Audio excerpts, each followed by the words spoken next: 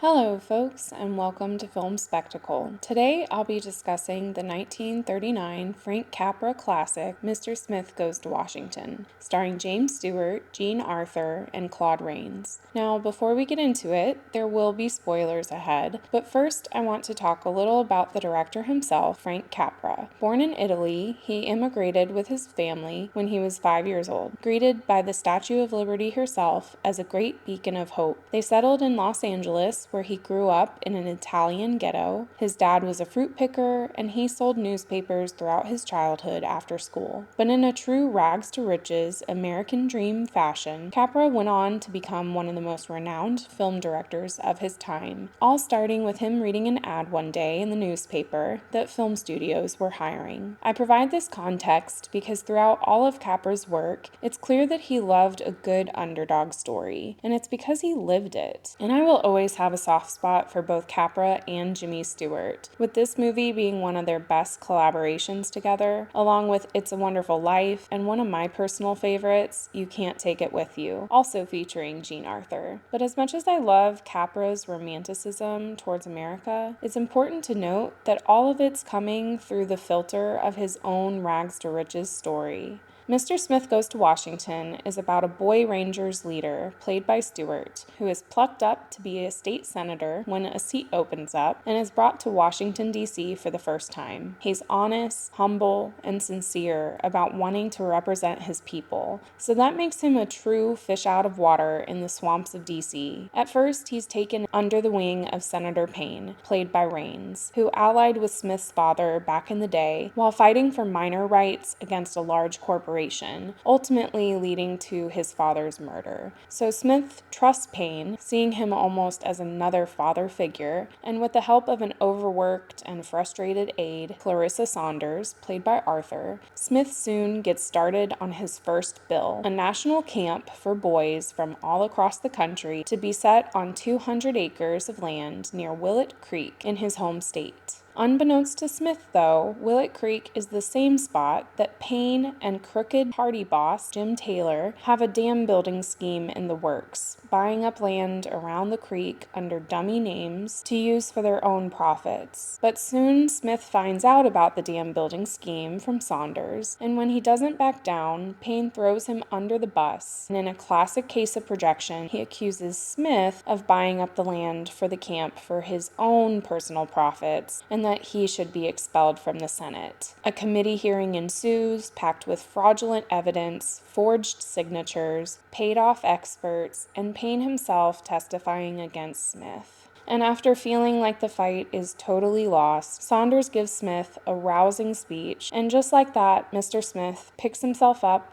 and goes back to the Senate, making it just in time for roll call, just as everyone has counted him out. Smith comes in, and after a heated back and forth with Payne, the president of the Senate gives him the floor, and now Mr. Smith begins a filibuster. And chances are, if you know anything about this movie, it's from this iconic filibuster sequence. Jimmy Stewart as Mr. Smith, passionately preaching about life, liberty, and the pursuit of happiness, the corruption of our representatives done by a bunch of Mr. Taylors, and he even reads the Constitution very slowly aloud to the Senate. Because as long as he remains standing, keeps talking, and doesn't yield the floor, the filibuster can continue. Wanting to clear his name, Smith says Payne and Taylor are behind the dam scheme, but Taylor, having his hands in the media's pockets, incites a smear campaign against Smith. But in the end, our underdog doesn't give up, fighting for little boys all across America until he dramatically passes out from exhaustion. Payne, racked with guilt, tries and fails to kill himself, and then proceeds to the Senate floor where he confesses to everything. Smith's name is cleared, cheers erupt, bells chime, let freedom ring. Now, maybe it's because I watched this movie one too many times when I was a kid, or it's just the Girl Scout in me, but Mr. Smith Smith is how I've always envisioned politicians being. He is the ideal representative, after all. He's backed by the power of the people of his state, not big donors, party loyalists, and lobbying groups. He's earnest, brave, sincere, and willing to look powerful people straight in the face and call them liars. He's not looking to get rich and famous either, or to be on the cover of Rolling Stone. He's just there to be a public servant. And this really is how our representation is supposed to be. But here we are, living in a country that calls itself a representative democracy. And sure, it is representing, but not the tax-paying, hard-working citizens like you and me. Instead, our representatives are all bought and paid for by corporate interests, lobbying groups, billionaires, and Wall Street. There are no Mr. Smiths in Washington. Yes, even your favorite celebrity politician is taking cash from special interests somewhere. Go ahead, take a look for yourself, please. And considering our tax dollars are literally funding these representatives' paychecks and their government-paid healthcare and vacation time, they are actively betraying the will of the people every time they take money from corporate donors and lobbyists. And this is ultimately why I will be preaching about direct democracy on this channel. We have seen right before our eyes how representative governments can be purchased by a global cabal, therefore obliterating any chance of a functioning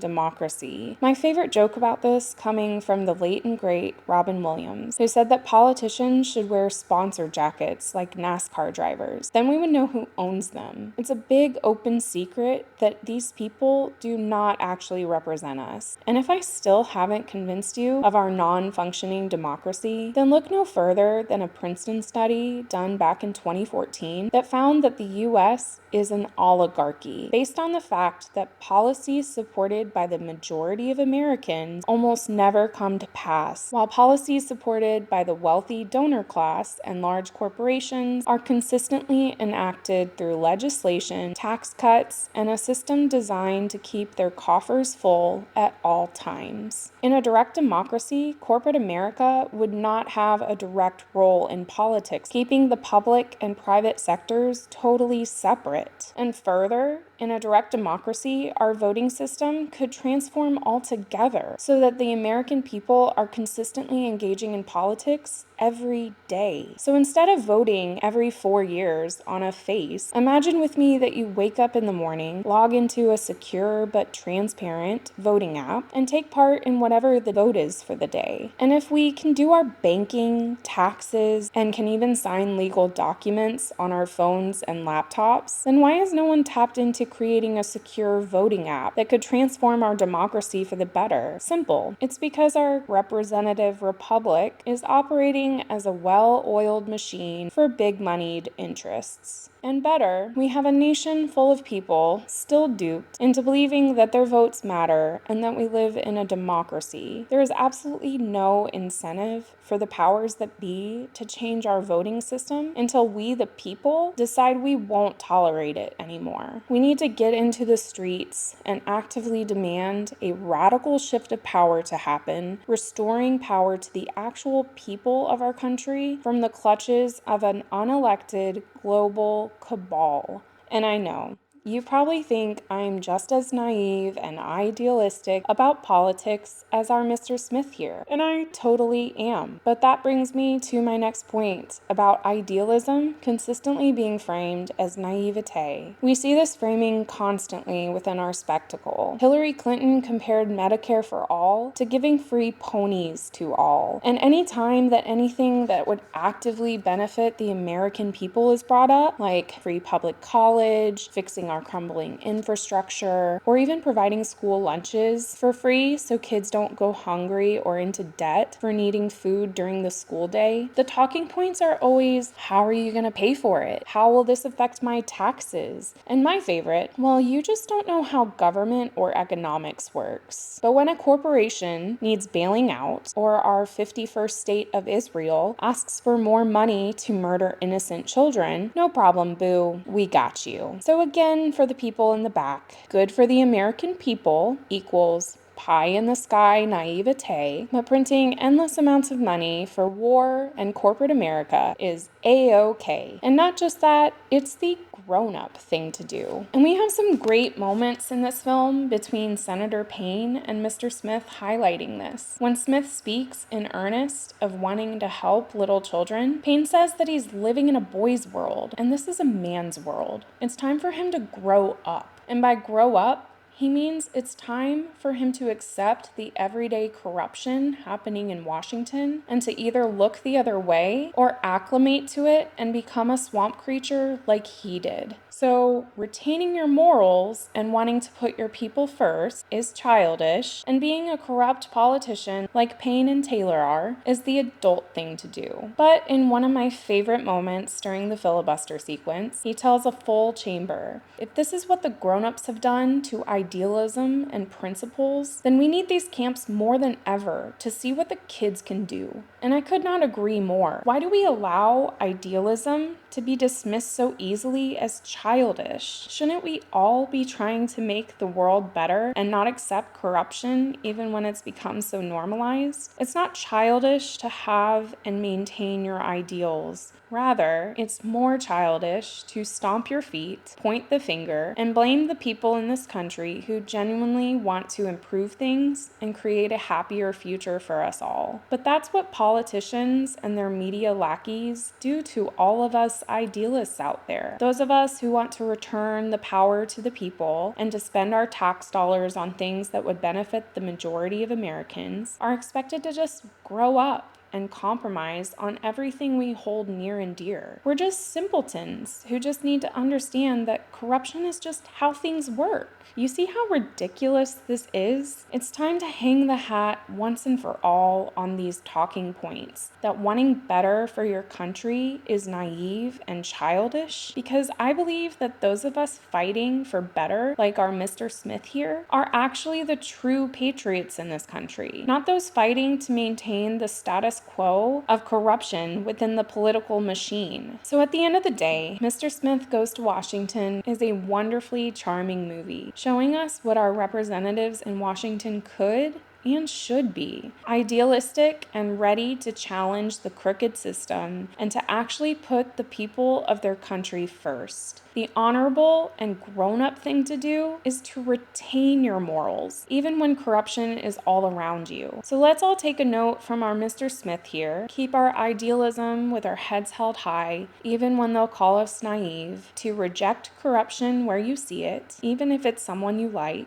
and to fight like hell for a better future for us all, even though we have our differences. And as the amazing Clarissa Saunders tells Mr. Smith, just as he's ready to quit, it's a 40-foot dive into a tub of water, but I think we can do it. Anyways, that's all for this one, folks. Like and subscribe if you're enjoying things over here, and stay tuned for next time.